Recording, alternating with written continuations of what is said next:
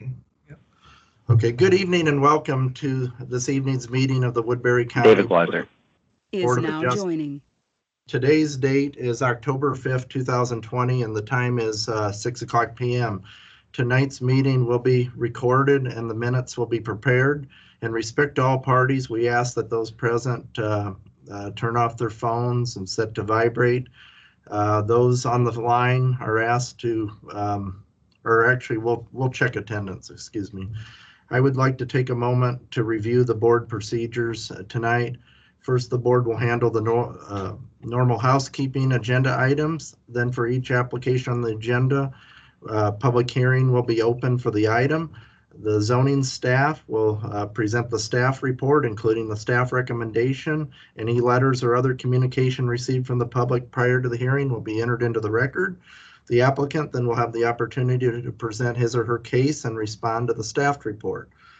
Next, we will hear comments from the public. If you'd like to speak either in support or against the application, you must come to the microphone or you must speak. Please state your name and address for the record. All interested parties shall be heard, but repetitious comments should be avoided. Repetitious or irrelevant comments may be ruled out of order by the chair. I ask that you remain respectful and courteous with your comments at all times. After all public comments have been heard, the staff and applicant may make a closing statement. Shall be closed by motion and vote. Thereafter, no further comments from staff, public, or applicant may be heard unless asked by the board. The board shall then deliberate the case and may ask questions of the applicant, the staff, or any party offering testimony. However, such questions do not reopen the hearing for additional comments from the public unless so requested or approved by the board. The board will then formulate and vote on a motion. The motion will typically either grant or deny the requested application. Any board member who has any ex parte communication to place in the record of this meeting should do so prior to the beginning of deliberation of the respective agenda item. Any person desiring to appeal the board's decision to a court of record may do so within 30 days after the filing of this decision with the Planning and Zoning Office. Okay, at this time, it's important to disclose that since we had last met on June 1st, Iowa Code has changed the requirements for eligibility to the Board of Adjustment and to requiring that you live in the unincorporated area of Woodbury County. And as a result of that action, we did lose a couple board members, including the chair of the Board of Adjustment. At this time, the vice chair, Tom Thiessen, would be the one to run through the meeting. And so at this time, I'd like to turn the agenda procedure over to Vice Chair Thiessen. Okay, thank you, Dan. The first thing is the public. Is there any public comment on matters not on the agenda? Okay, and then the next would be the approval of the minutes from June 1st, 2020. Is there an approval on them or any comments? I've read through them and they look like they're pretty much so spot on. So I would like to make a motion to approve the minutes from the May 4 meeting. This is Bob. And this is Ashley Christensen. I would second that motion. Okay, motion and second by roll call. When I read your name off, please say if you're for, aye, or oppose, nay to the minutes. Bob? Aye. Tom? Aye. Ashley? Aye. Okay, motion passes. The minutes are approved. Tom, this is Tom. I do want to mention one thing before we move to the next agenda item. We do have it clear that all three board members are here, but I do want to check on the public that may be here. I see a couple more names on there. Matt Ott, are you present? Yes, I am. I also have Adam Jablonski with me in the room. Okay, do we have any other folks from the public here that we had missed? Kyle Spector with Mid-American Energy is on. Okay. Okay, very good. Anybody else? Okay, Tom, we can proceed to the next item. Well, the next item is the election of the chair and vice chair. Like Dan said, Dwight is gone now, and I was vice chair. I don't know if I'd be willing to do the chairman. I'd sure make a nomination on him.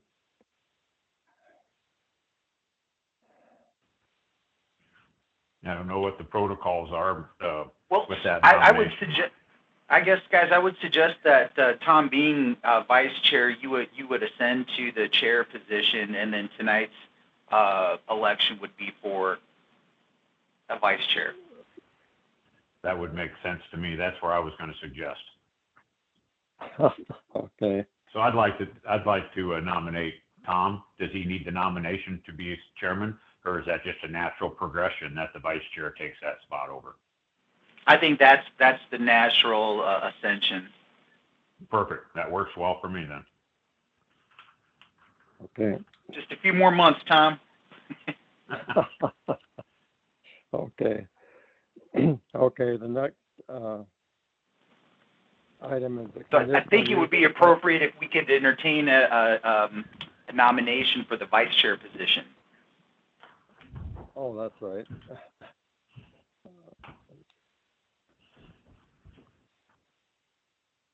Well, I'd like to nominate Ashley then. This is Bob. I would second that motion. This Tom. Sounds good. All right, let's go ahead and call the roll then, Dan. Okay, we have a motion on the table to select Ashley Christensen as the vice chair of the Board of Adjustment. And we'll go ahead. Bob, how do you vote? I would say aye. Tom? Aye. Ashley? Aye. Motion passes. Ashley is the vice chair. Okay, the next item on the agenda is the conditional use permit public hearing for electrical energy generation for a photovoltaic solar electricity generating system. The Mid-American Energy submitted a conditional use permit for electrical energy generation, not Mid-American. Dan, would you mind reading the staff report into the record for us, please? Yes, Tom, I will go ahead and read the staff report here. As Tom was saying, the Mid-American Energy Company has submitted a conditional use application for the electrical energy generation, not including wind, for the installation and operation of a photovoltaic solar electricity generating system on their property located on parcel number 8747-203-00006 in the Liberty Township 87 North, Range 47 West, in Section 20 of the Northwest Quarter of the Southwest Quarter and the Southwest Quarter of the Southwest Quarter. This property is located in the General Industrial Zoning District and not mapped in the floodplain. The proposal, of course, has been reviewed by the Zoning Commission, and it is now at the Board of Adjustment level for consideration for this public hearing. Just some basic facts of the case. As you will see in your packet on page 4, this parcel at one point on the original application, they applied for it on 2 separate parcels, and during the proceedings last month, Mid-American contacted the assessor's office and had made a parcel combination to unify this property under the parcel number that was read off earlier. This was properly published in the legal section of the Sioux City Journals for tonight's public hearing. Um, it was sent out for public notice to both the property owners within 500 feet and the various agency stakeholders. And the comments, of course, are provided. And the staff went through and looked at each of the criteria that was presented for this conditional use procedure. And after review of each of the criteria, including the other consideration criteria, the staff, along with the zoning commission, has found this to fit with the general plan of the county, and that it would fit within the, in other words, we would approve the permit based on how it fits with the general plan. For clarification, the zoning commission did make the recommendation to the Board of Adjustment that they make the approval based on a permissible ruling by the Federal Aviation Administration for their review. And basically what happens under this conditional use, or excuse me, anytime you're near the airport or near a flight path, it's important to notify the FAA of a building project as such. And so Mid-American did go through the procedure for notifying the Federal Aviation Administration and going through their permitting requirements, which dealt with the signal near the airport. And as you will see in the packet, there were several case numbers that were provided by the FAA, and supplemental information on this was provided after the zoning commission meeting. That basically the FAA ruling came down between the just after the zoning commission meeting, and and basically the FAA has given a permissible approval of this, and so there will be no conflicts from the FAA. And so with that said, after consideration of each of the criteria, and along with the staff recommendation for approval, the staff does recommend approval now that the FAA ruling is permissible. And of course, the zoning commission did have that requirement as well, contingent for approval. So it is recommended to approve this conditional use by the staff. That's all I have, Tom. Okay, are there any comments on this?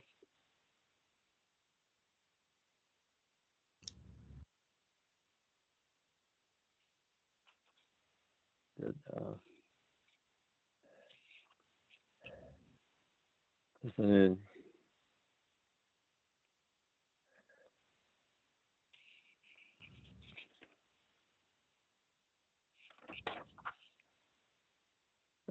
I guess, I guess any, this is Bob. I had my phone on mute. I just got done talking to myself for a while. I guess I would like to hear, I'm thinking it's Matt Ott would be from Mid-America to kind of give a little bit of a narrative on the project. The application seems to show quite a bit. I think I have a pretty good understanding, but if he could give kind of a narrative of the beginning to end process that they've gone through. Yeah, thank you. This is Matt with Mid-American Energy. So Mid-American has started to look at solar, and this would be one of our first projects. We are looking at multiple projects throughout the state of Iowa. This being one of our first ones. We want to locate it near our Neal coal generating facility, and so we selected some land that we already owned. Thought it was a good fit out of the floodplain. This would be on about 22 acres that we own out of that larger parcel. With our expectation, power up to about 870 average Iowa homes on an annual basis. And then the plan would be, pending approval, we would begin construction sometime early next spring, weather permitting, and it would take about 5 months for that construction. So we'd be looking at fall when the project would be fully operational. Okay. I read in here that it's like 15,590,000 kilowatt hours. Is that like 155 megawatts? How many megawatt hours is that? Yeah, I think you take three, I don't have it in front of me, but you take 3 zeros off the kilowatt hours, and that's how many megawatt hours. I can't remember what you said or what's on the sheet.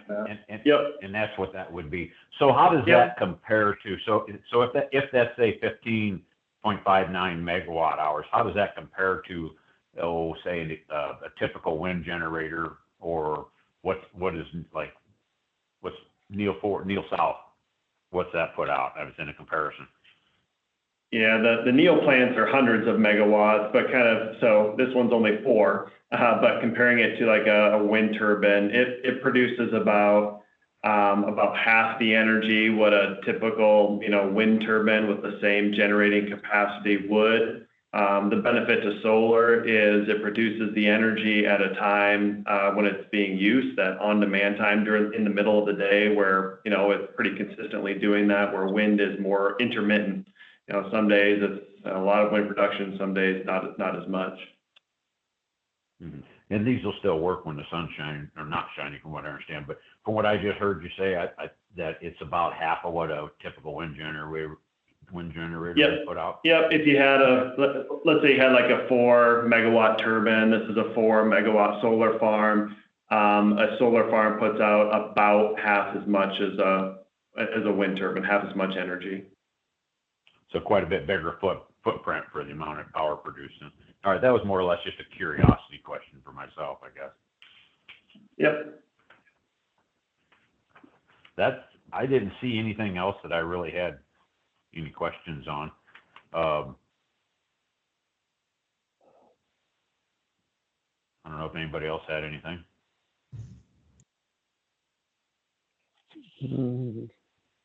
No, I don't see anything. I'd make a motion that we close the public hearing then. This is Ashley. I'll Second. Okay. Okay, motion by Bob to close and second by Ashley. Okay, we have a motion second on the floor. Okay. Looks like we can go ahead and vote. Bob? For the roll call, this is Bob. Aye. Tom? Aye. And Ashley? Aye. Okay, the public hearing is closed. It seems pretty straightforward. I guess any comments I'd have to make, it's kind of nice to see something like that going, especially if it's an initial footprint for what they may do to do it in this area. I was raised in this area, been by that intersection many, many times, and as solar, a field would go, I can't see it fitting as any place else any better or worse. I think it would work there just fine. So I don't know. My feeling, I don't have any opposition to it. Yeah, I agree. No. This is Ashley. I think we're okay I'd make a motion to approve. At this time, I would second that. Okay, we have a motion by Ashley to approve and a second by Tom. Right. I just add, is there any additional information the staff would add to something that we're not considering or we're not thinking about? Typically, sometimes we have conditions that we put on that, but I can't think of anything that would be there other than what you've already addressed. I see the setback and the right of way for a pipeline. Yeah, It's all Bob. been addressed. Yeah, Bob, this is Dan. I think from a staff standpoint, it was pretty much straightforward, with the exception of figuring out the FAA determination, which came out good. The other thing is, I think, just this doesn't necessarily have to be a condition, but like what Mark Nara said, any access or anything, that just to contact his office when it comes to driveways and things like that, once they kind of go toward the building permit. But other than that, it seems pretty straightforward. And I don't want it to affect the vote, but since it was brought up in the notes, I think it was the DNR. I kind of chuckled a little bit, but it does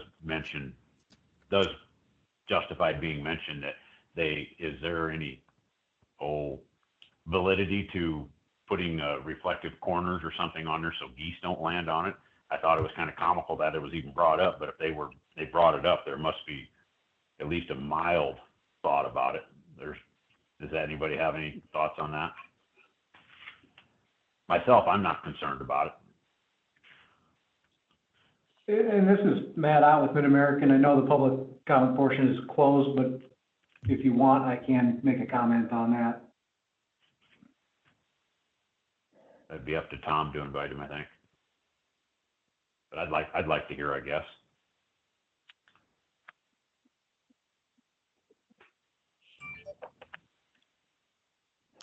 Yeah, I'd say, Matt, if you had any, you being in the more solar educated than the rest of us, has that ever been a consideration, or is that a valid point that they're making, or is it just kind of just a comment?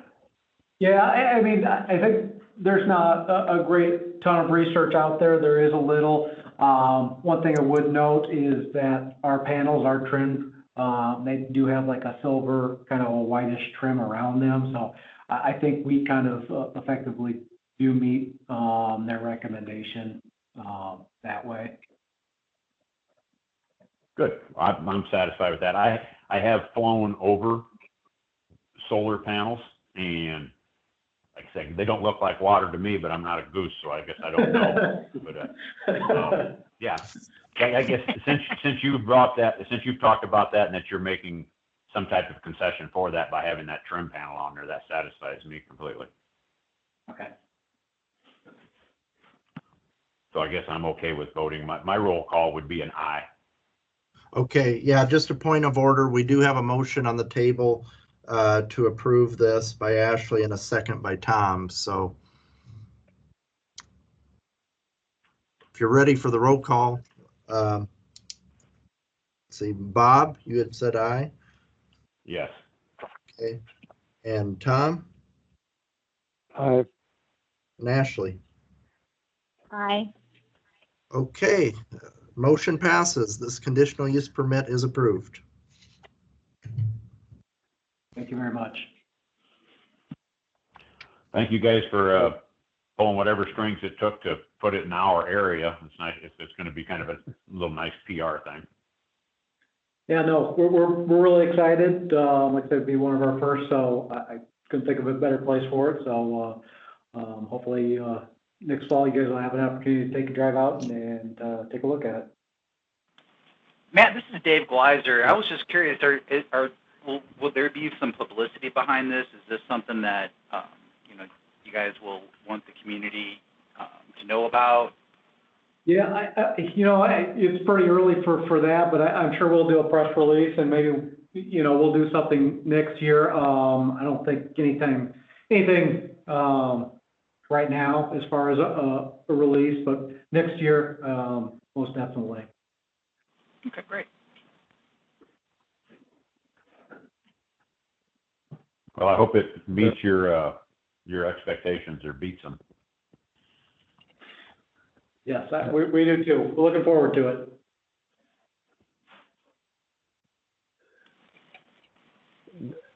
Any other comments? Nope, I think we got that one done. Okay.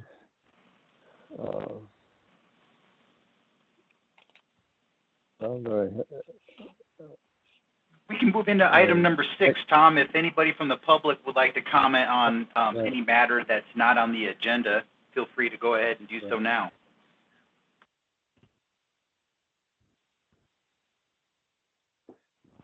Hearing none, I would ask Chairman Bride if you or any of the other commissioners have any comments or questions or anything you'd like to share for the good of the order.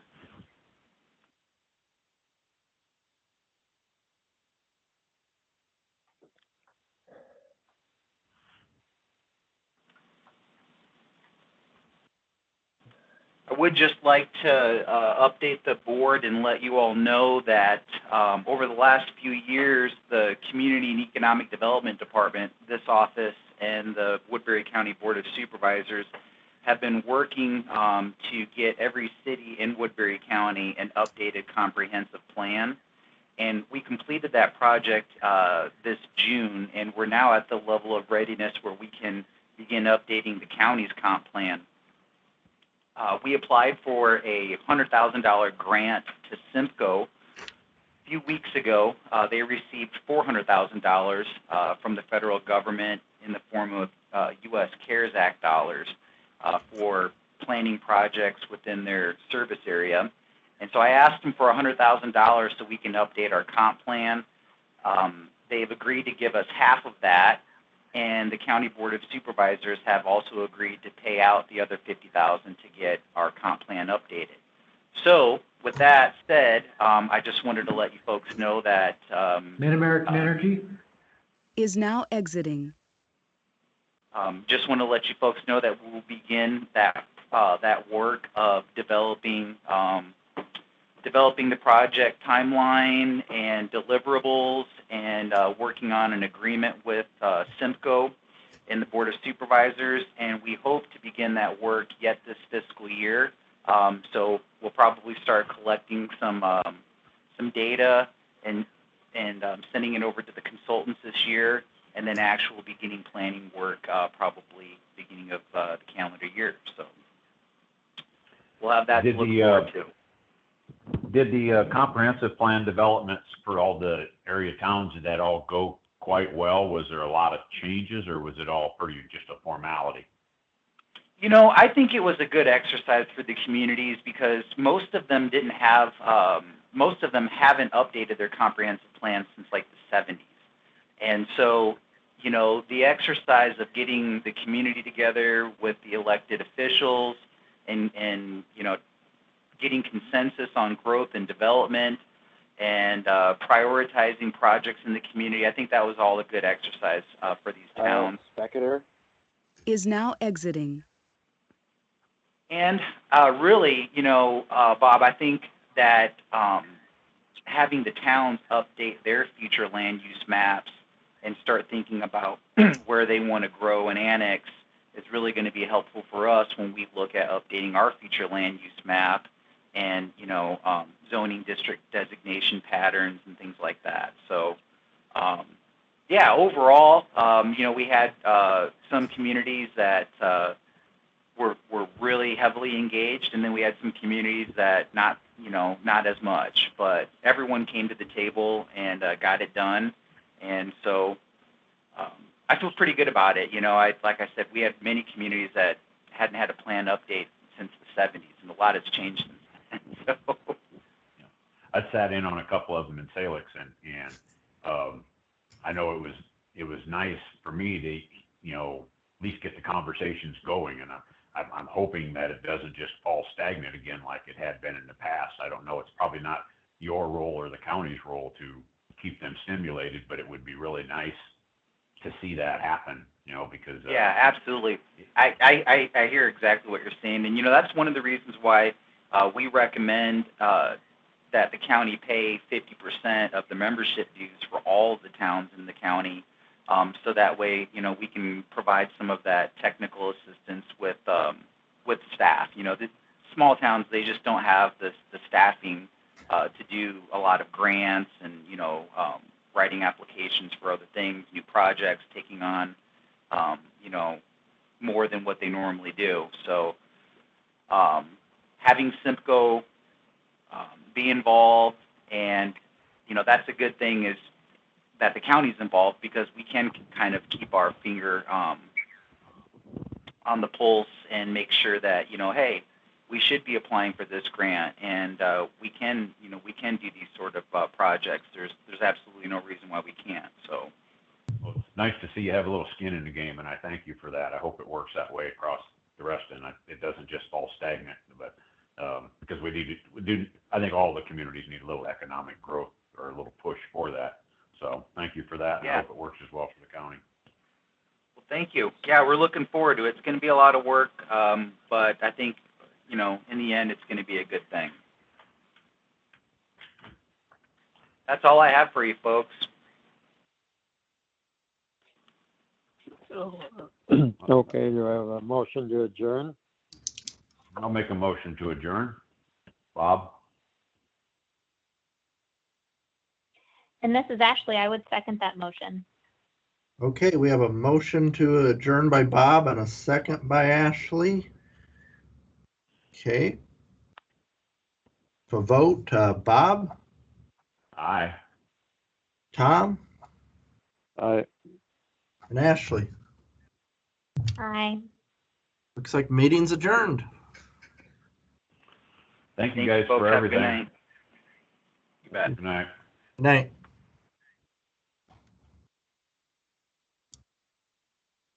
Multiple people are now exiting. Multiple people are now exiting.